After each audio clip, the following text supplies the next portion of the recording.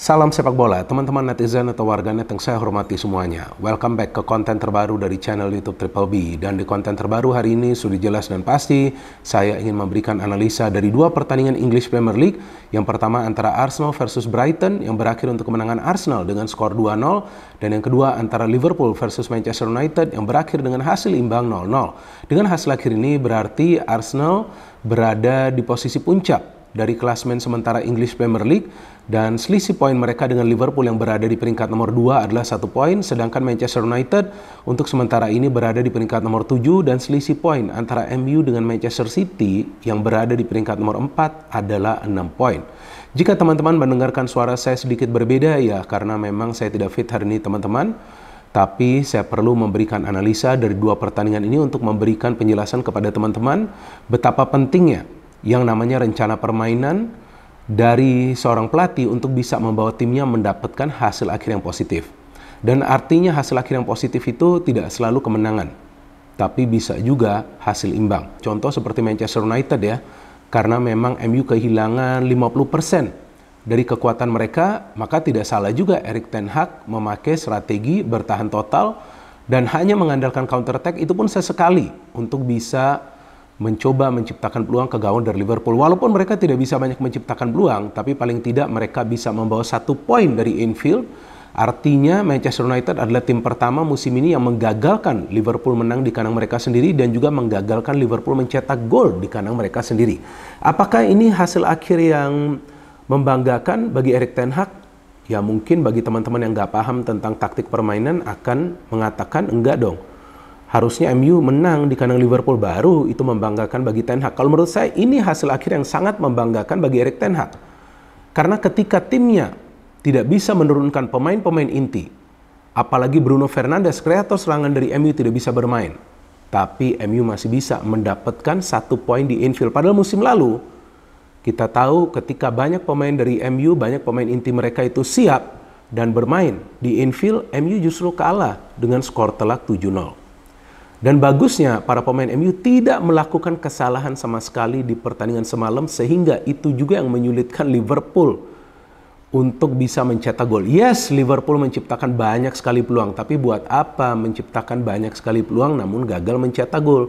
Jadi yang kelihatan cantik dari permainan Liverpool hanya bisa dilihat dari statistik. Oh, Liverpool mendominasi jalannya pertandingan, ball possession-nya, persentasenya tinggi, jumlah peluangnya secara total lebih dari 20, jumlah peluang emasnya sekitar 9 atau 10, tapi buat apa? Itu cuma kelihatan cantik di statistik.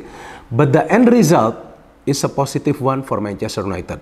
Tapi nanti saya menjelaskan secara rinci. Pertama-tama saya ingin membahas pertandingan antara Arsenal versus Brighton, yang kita sama-sama tahu adalah pertandingan yang penting bagi Arsenal jika mereka ingin kembali ke posisi puncak.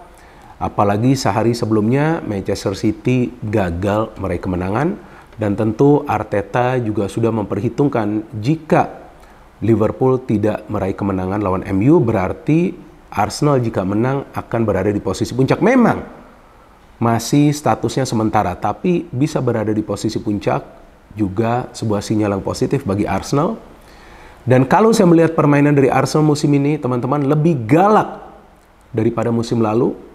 Karena kita bisa melihat bahwa para pemain Arsenal konsisten bermain yang namanya garis pertahanan yang tinggi. Nah, tadi di awal kan saya menjelaskan kepada teman-teman betapa pentingnya rencana permainan dari seorang pelatih. Nah, rencana permainan dari Arteta ini berhasil meredam keagresifitasan dari para pemain Brighton yang kita tahu ketika bermain away juga sering menyulitkan tim-tim besar. Bahkan beberapa kali Brighton itu sudah bisa menang di kandang Arsenal. Betul kan teman-teman? Tapi musim ini disikat Brighton dengan skor 2-0. Berapa peluang dari Brighton?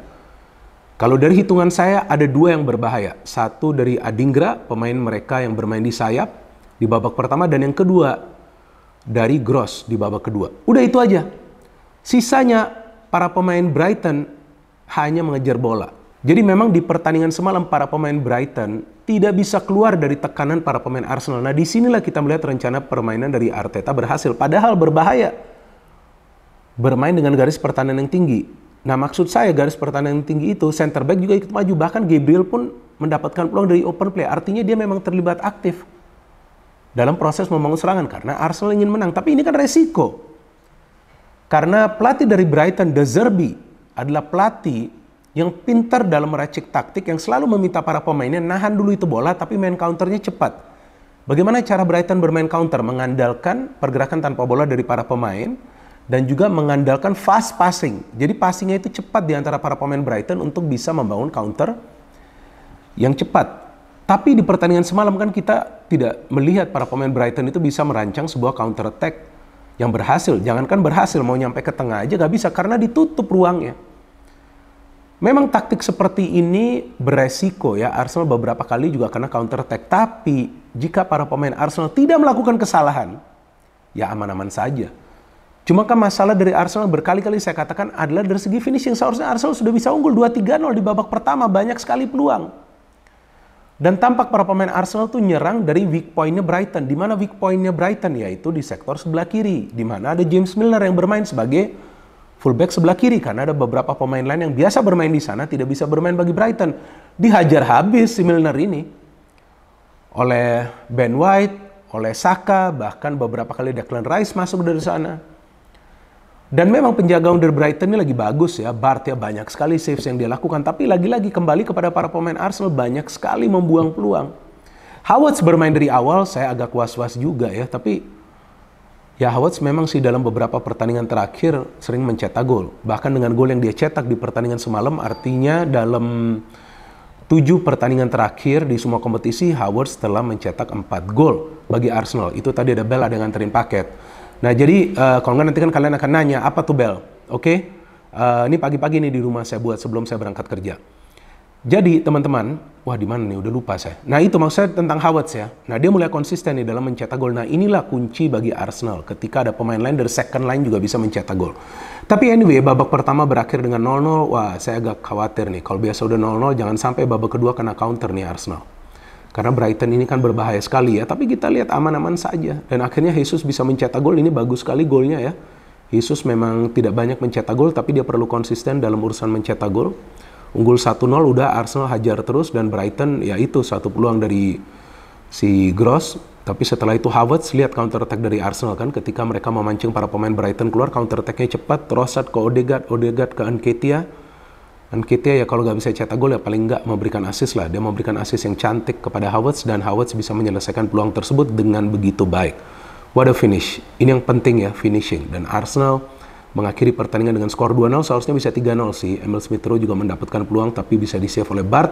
Apa yang bisa kita pelajarin dari pertandingan Arsenal bahwa ketika sebuah tim sudah menyerang total, sudah mendominasi jalannya pertandingan, jangan lupa finishing.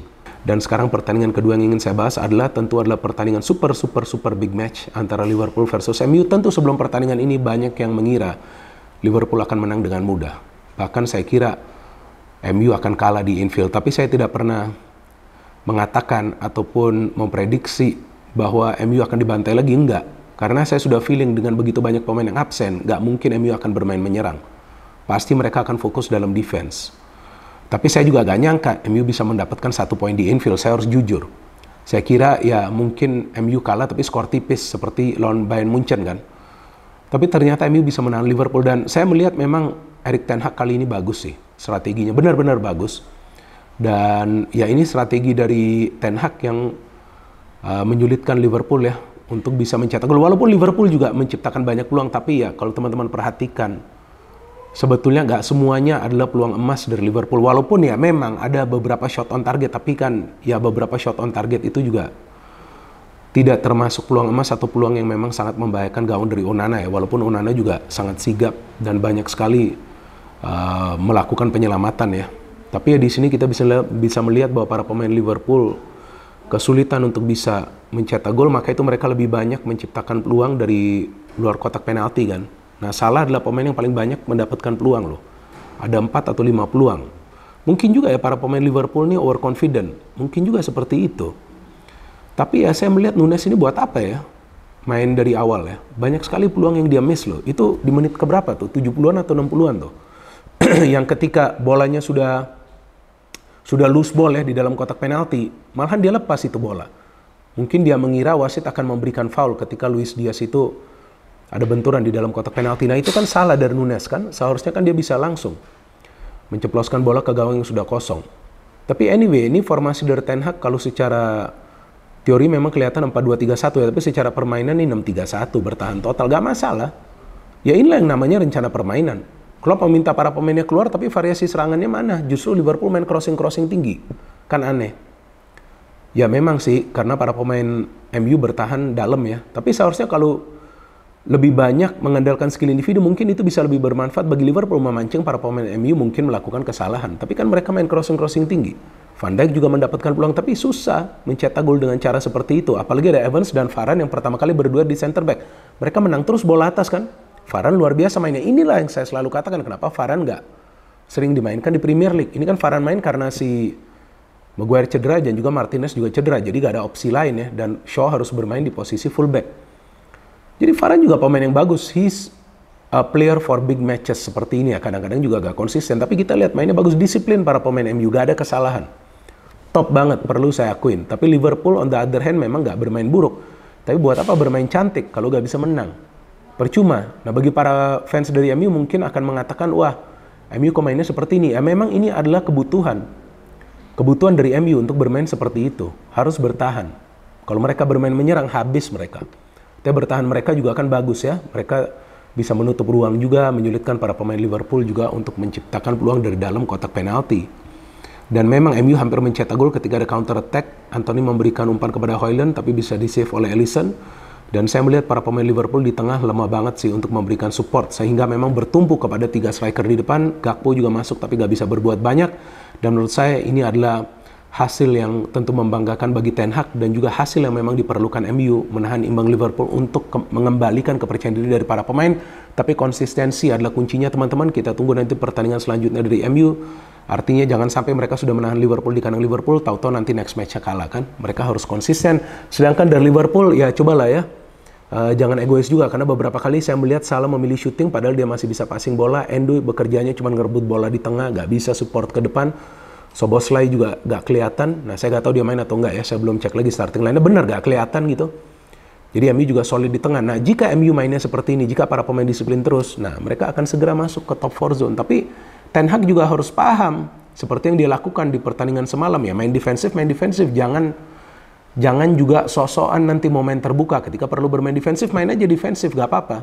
Karena juga MU kan gak punya banyak pilihan ya dari segi materi pemain untuk pertandingan semalam. So teman-teman, itu saja analisa yang bisa saya berikan.